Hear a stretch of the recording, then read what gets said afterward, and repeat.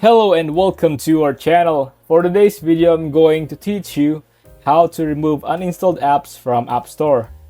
Before we get started, please don't forget to like and subscribe and click the notification bell for you to be updated to our latest tutorial videos. Without further ado, let's now begin. It's pretty quick and easy, so let's jump right in. Now, if you have downloaded a specific app and you want to remove it from the App Store, remove it from your App Store purchase history, it's easy to do so.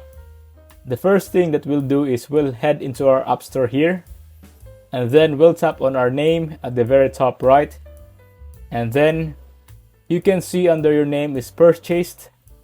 We'll tap on purchased here. Now it will give you two different options. One is all of the apps and one is apps not on this iPhone. So you can see various apps that are both still on your iPhone and ones that are not on your iPhone anymore. To remove any of these, we just slide our finger to the left next to any of them and hit hide. And you can see it removes it from all and not on this iPhone. So they're both removed from this App Store purchase history. Now keep in mind that say this Gemini app, I can swipe to the left and say hide here.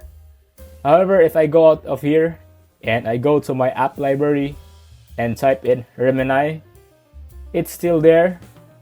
So if you hide an app from your purchase history, that doesn't delete it from your iPhone itself.